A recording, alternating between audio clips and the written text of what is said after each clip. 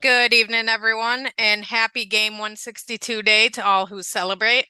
And welcome on in to another episode of the Guardians of the CLE podcast. I'm your host, Melanie Kirby. Here with me, as always, is my co host, James Ellifritz. And James, the Guardians were able to close out the regular season today with a 9-2 win against Kansas City that leaves them with a record of 92 and 70.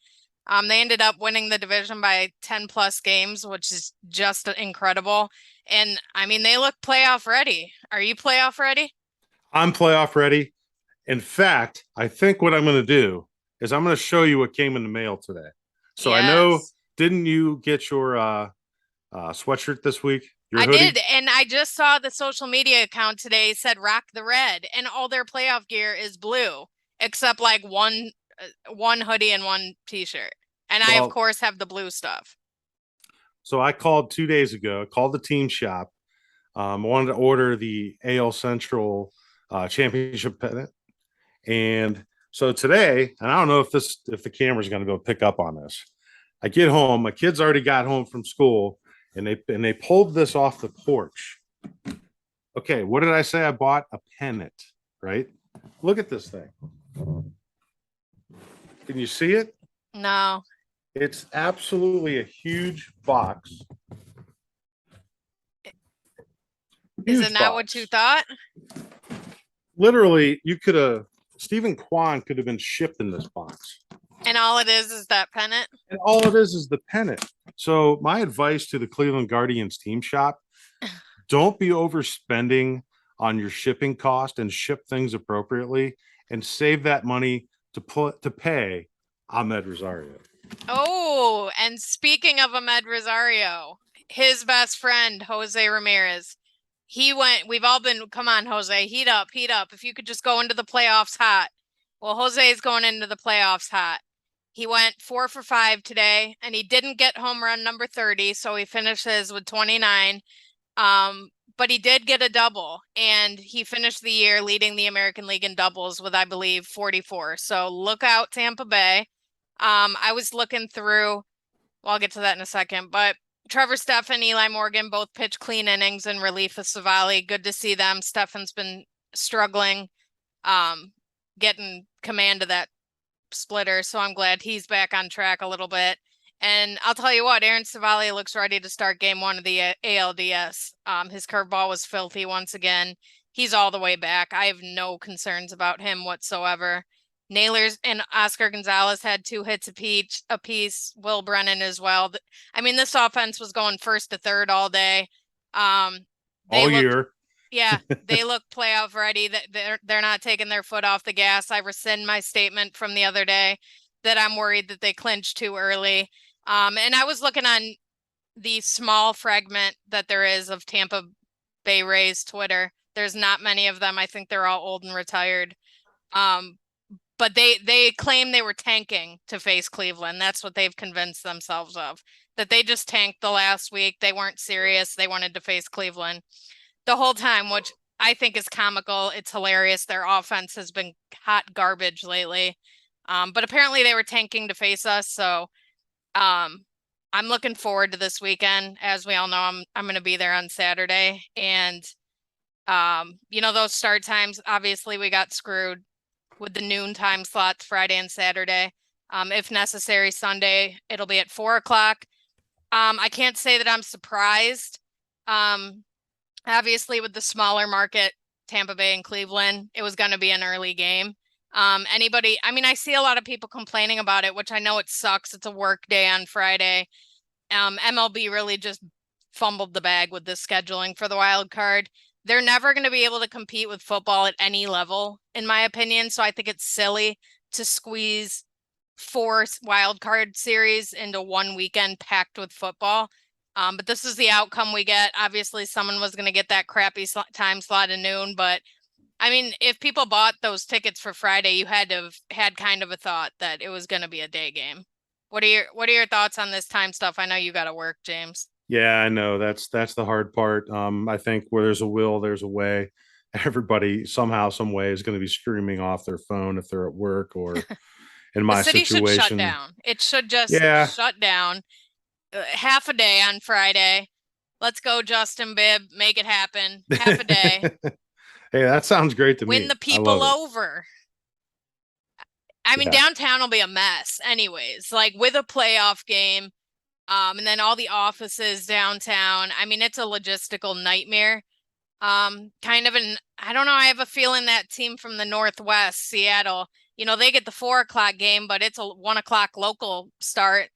And, I have a feeling that whole city is going to be tuned into that game. Yeah, I mean they've been desperate for years now to finally get a playoff game and to host one. It's yeah, they're gonna especially this past week with the Clippers owner having the Clippers with a preseason game there in Seattle for the NBA.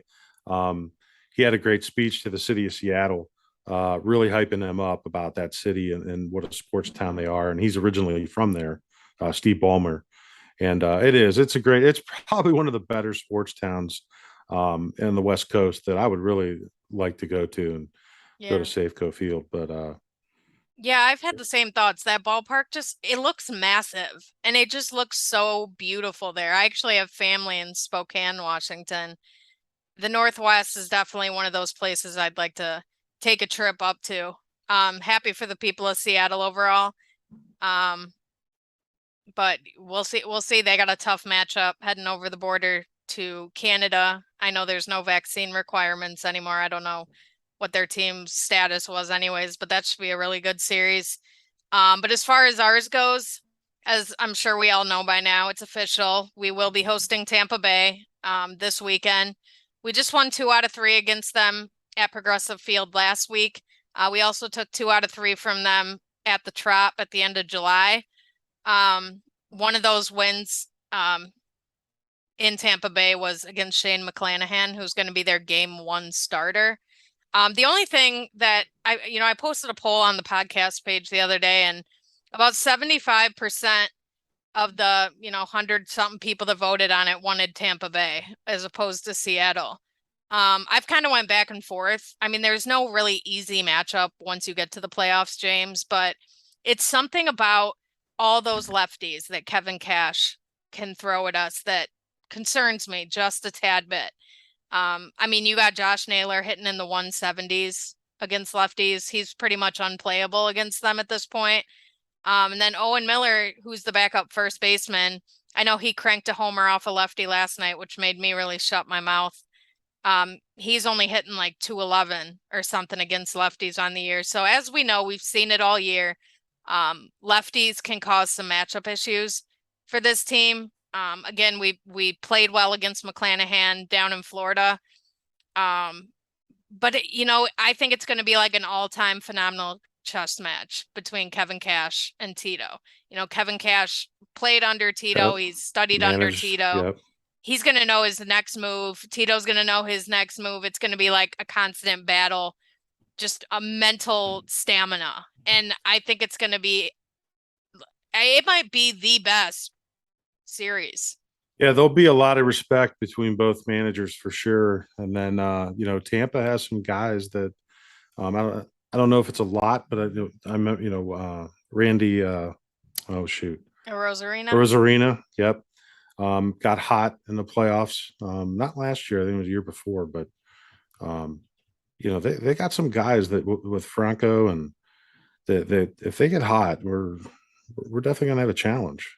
Yeah, and as of late, they've been struggling. They've been on like a week-long road trip. I think they have 2 wins, and they're actually not going home at all. They're heading straight to Cleveland after their game in Boston today. Tito had a funny comment. He's like, I don't think it matters as long as you don't run out of underwear. Nobody wants to run out of underwear. And So it's great for our economy too. Get that extra night stay. yeah, so I'm not going Sure, to claim we'll to be an take your money. expert on Tampa Bay's underwear situation. Um, but I'm sure they're going to have some kind of jet lag, tired from being on the road. You know, I think winning game 1 is huge. If you could not get it to a game 3, I think that's ideal. If it did, I mean, I trust Cal at home. I don't know how you can bet against Cal at home. Right. As we know, he hasn't lost at Progressive Field yet in his career. But at that point, it's just going to be throwing all your pitchers out there. Like nothing matters anymore. Sunday, Sunday would be an insane game. But I think if they can start off hot and, kind of catch Tampa Bay with their pants down on Friday, I'm going to be feeling really good. Man, if I could be at the game Saturday with a chance to advance, I won't have a voice. We may have to like push the recording next week. Like I may not have a voice for weeks. Like that's the kind of stuff I live for. Like I want moments like that this Yeah, it's stuff postseason. you want to bottle up and take with you and use it on your worst day to think back how much fun you had at the stadium for a clincher um, for the And it's wild like, card yeah, round. I could have stayed home. I could have watched it on TV. Like I saw a lot of people coming at me with this argument yesterday. Like I know the times not being announced was a big reason why it hasn't sold out yet. And I know it's going to sell out before the game. But a lot of people, and again, it's a completely different conversation if someone just literally can't afford it. Because I've been there. I've been a college student. I've been struggling myself, and there's been times like 2016, I couldn't afford it. There was no way I could get to a game. I couldn't afford it. And, yeah, I'm blessed enough to have it now, but yeah, I could still sit at home, watch it on TV in my pajamas, nice and comfortable, and save all that money. But memories are forever. Like you Yeah, can't put a you price can't tag. recreate that at home. Yeah. And that's kind of why I'm like, you know what? I'm just gonna go. I'm gonna surprise my mom. I'm gonna take my mom and we're gonna go That's because awesome. life's short. Like by the grace of God, I'm in the position to be able to do that. Um, but I hope a lot of other people in Cleveland feel the same way and we can get this house packed this weekend. Like I mentioned, it's Rock the Red. I think it's gonna be rocking. Honestly, like I'm really not being a homer. I feel really, really good. And I honestly think there's a good chance we could win in two. And we should, and you're talking about the left-handed pitching they're going to throw at us, and I really think it's key about Stephen Kwan, the leadoff guy. I mean, it doesn't matter playoffs, regular season. That leadoff guy is so important. He's been so important to this team this year that I think we're going to desperately need him to get on base and do what he does and what he's did all year in Yeah. order to keep any kind of rhythm to our offense. Yeah. And another interesting topic of conversation has been the roster, right? They last week they called up Bo Naylor. Super exciting moment for all of us who have followed Bo and know what he's about. He got a big standing ovation at the stadium when he came in and replaced Luke Maley last week and actually threw a runner out on second. That was sweet. Did you see that? Yeah, That incredible. was fantastic. I Dude's loved got it a cannon. because I saw a lot of his offensive highlights. Yeah, But then that was my he first can highlight rake. I seen of him um, in major leagues, and to see him throw them out the way he did, man, that ball was right where it needed to be on the second base side. Beautiful tag, beautiful throw. So yeah, our future is definitely bright at the catching position, and I hope it helps elevate Josh's game as well. Yeah, and so I saw the game we lost the other day, an extra or was it extra innings on I Monday? think, yeah, I think so. Yeah. Oh yeah, because Waters, of course, of all people, blasted that 3-run homer. I saw so many people goofballs like Arias and Bo Naylor are bust, this and that. Keep them far away from this team. And here's the thing, Gabriel Arias, it is really strange that he's racking up these errors because, as I've mentioned on past podcasts, like he is known for his defense. Like he has elite defensive skills. We've all seen his arm. I mean, he could throw a ball from third like a cannon and it's effortless. I think he's got a case of the yips. Like I don't know if he's like pressing for a postseason spot, but he's really got to get those nerves kind of under wraps a little bit. Um, and as far as Bo Naylor, I mean, the kid's probably trying to get that first hit out of the way. He's got his big brother sitting in the dugout right yeah. over there. He struck out 4 times when he started on Sunday. He's getting closer, though. He drove a couple balls to the outfield, which was good to see. But now it's like, I was hoping they'd get him in the game a little bit sooner today. Because even if he gets a hit in the postseason, it's not going to officially count as his first major league hit until he does it in the regular season, which is just kind of like a quirky thing. But I think Bo Naylor makes the playoff roster. I think it's really going to be beneficial to have the 3 catchers. Just think back to that 15 inning game. They pinch hit for Hedges and then you had Maley coming up like 3 different times in extra innings. with that man in scoring position and just nothing happens. And I don't think it would necessarily be Bo pinch hitting for the catcher. I think he'd be more of like a pinch runner, situation like that. But it just gives you that flexibility to be able to pinch hit for guys. Yeah, and as far as just the postseason in general, Mel and I this week, I was talking to her about whether or not she ever collected baseball cards, the Topps baseball cards.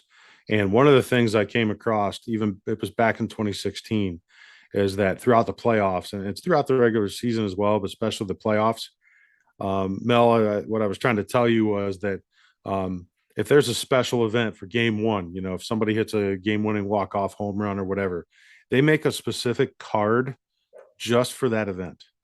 And then they sell it for 24 hours. And it's typically $10 a card. And then they close the window on it and they don't buy anymore. So if there's any old school card collectors or even new school people, I suggest as we advance through the playoffs, take a look at that. It's called Tops Now, and check out those cards because a lot of good Cleveland memories are going to be happening this postseason. Yeah, that was a cool thing you brought up. I'm glad you had mentioned that. Um, Another thing too, with Savali starting today, obviously he's not going to be on the wild card roster.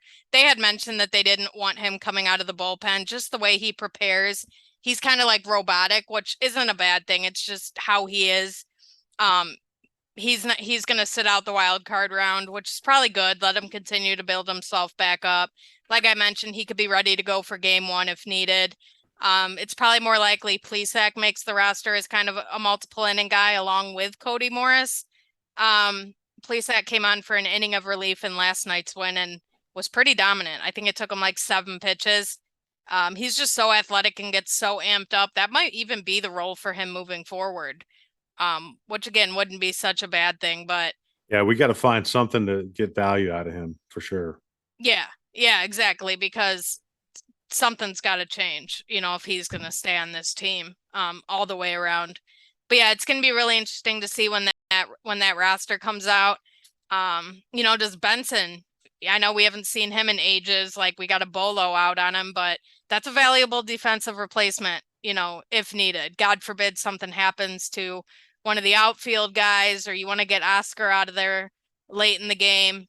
That's Yeah. valuable. I think he makes it.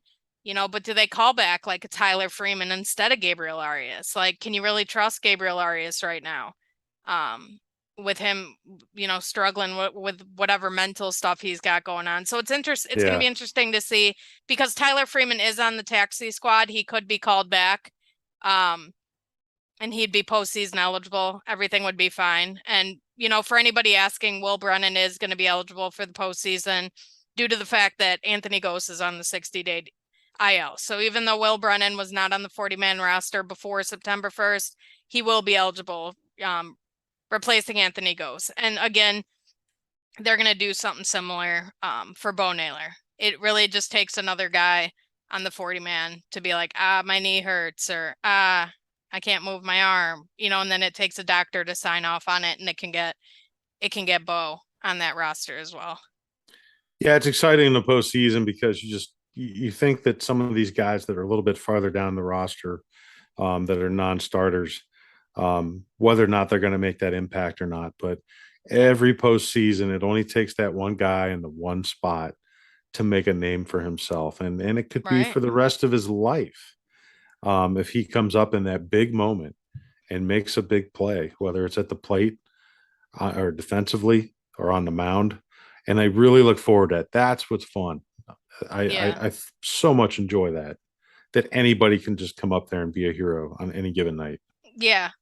And it's something about the kid, but Will Brennan has playoff success written all over him. Like that guy who comes out of nowhere and he just gets big time hits. Like his swing is so silky smooth. He can get to all parts of the plate, hits it all over the place. I mean, he crushed that home run the other day. Like we got a little taste of that power potential.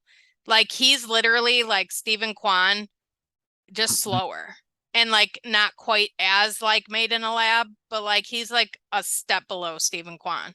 Mhm. as far as plate discipline goes. Yeah. And I mean, that's incredible. I mean, it's frustrating that he wasn't called up sooner when Miles Straw was the worst hitter in Major League Baseball history. But Yeah. I mean, it'll never make sense to me because he's been hitting this way all year, right? Like he's led AAA in OPS, like towards the top of the leaderboard in doubles and RBIs. I mean, the kid's been raking all season long. It's just crazy. It took him this long to get him here to where now they got to do some like roster manipulation to even get him out there for the postseason. And That's the it's, only thing that was weird to me. yeah. And it's just, when you think about what Tito has to do, to fill his lineup every day and who to bring up and who to send down. But yeah, you and I both could see that Brennan would be a fantastic addition offensively. Oh yeah, he fits Um, right in. Like but it's but crazy. Tito once again just like, you know what? I'll stick with defense. Same with his catcher. The catching position. Nobody's hitting the cover off the ball or anything like that. So how can we argue it? Right? 92 wins. The 97 team that made it to game 7 of the World Series, 86 wins. So to be 6 wins above that team, and that team was still pretty stacked, it says a lot about what this team's doing. And as far as what they have to do to prove themselves, the same way they had to all season when everybody was counting them out, and many people, even in the city of Cleveland, that weren't going to games, that weren't watching them on TV, that were just kind of half following them, maybe through the paper, on social media. I know, does anybody still actually get a paper anymore? Do they make Um, those still? but yeah, so my point being is that I was watching MLB Network on Saturday, and one of the stats that they went off is that we've only had 22 wins against winning teams this year, and there's for the bottom 4 teams: the A's, the Nats, the Reds, and the Pirates. The bottom 4 teams in Major League Baseball all have more wins against winning teams than the Guardians, which to me that was a surprising stat. I mean, yeah, I know our division is not as strong, and we did pile up a lot of wins there, but we still had some successful trips. I know you mentioned, last podcast going into LA, That was huge. taking 2 and 3.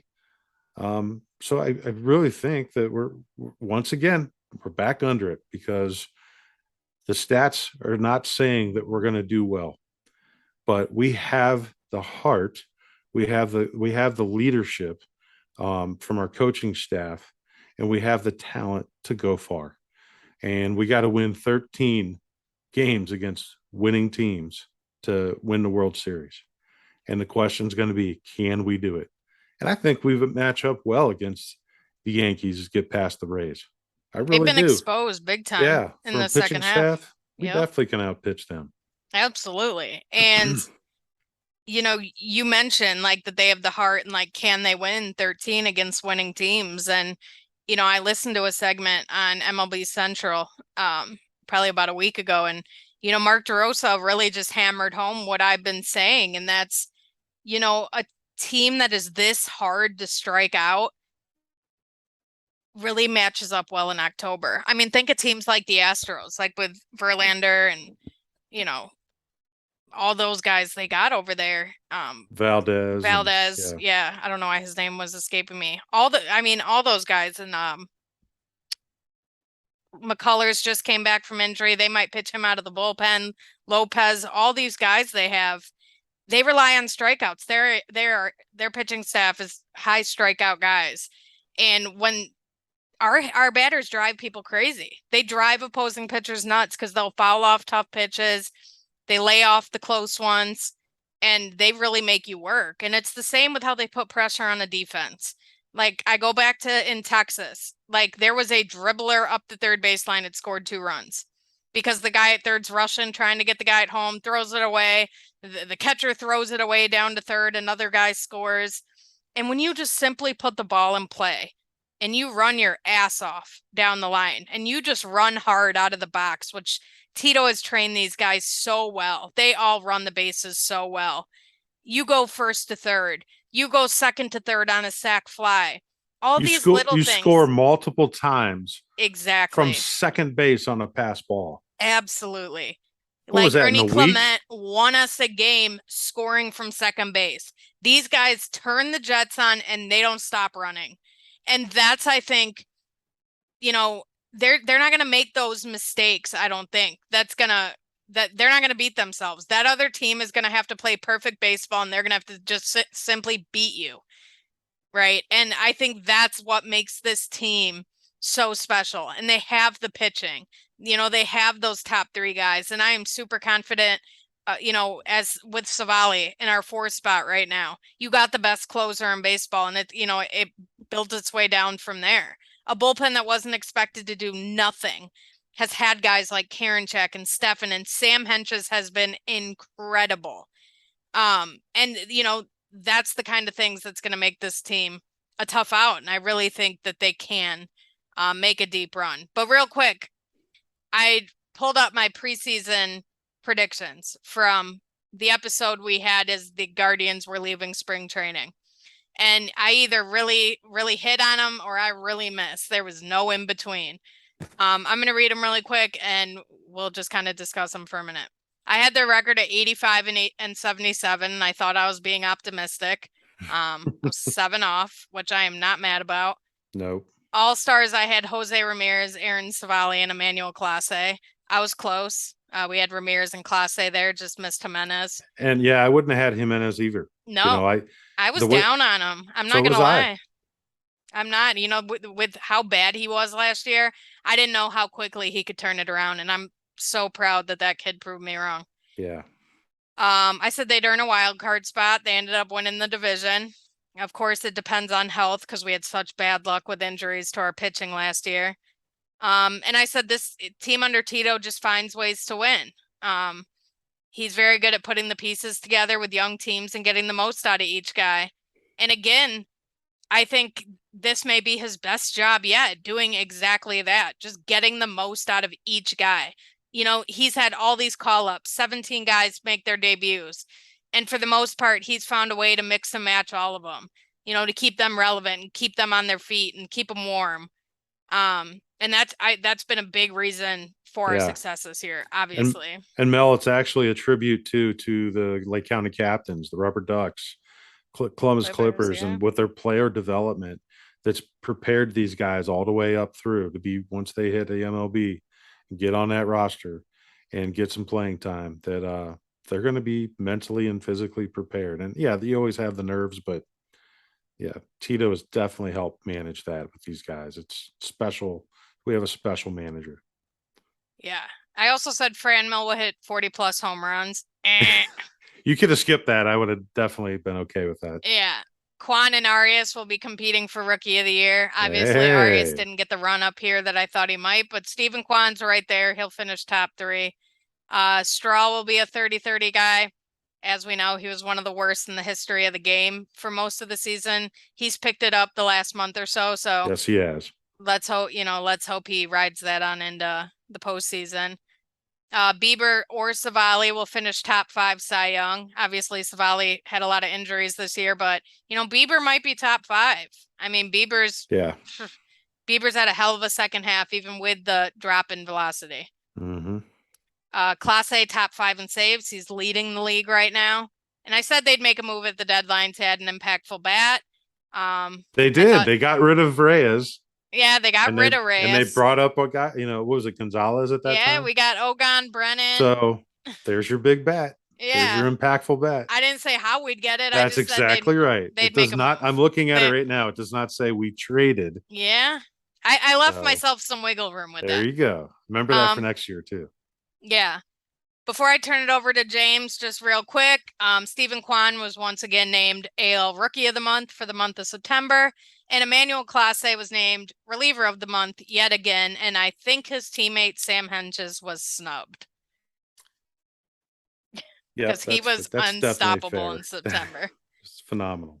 But at least it was one of our guys. But James, you had a little show and tell you wanted to show us. Yeah, so we got about 5 minutes left. What I wanted to talk about, anybody that's following on YouTube right now, you're going to see that I have my 1948 Indian hat on, but also in the background, I changed my image to the 48 team for when they celebrated the last World Series championship in the city, for the city of Cleveland.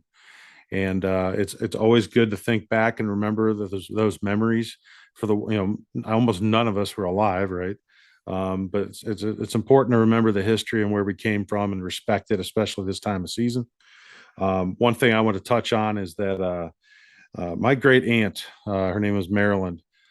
She went to one of the games in the 1948 World Series.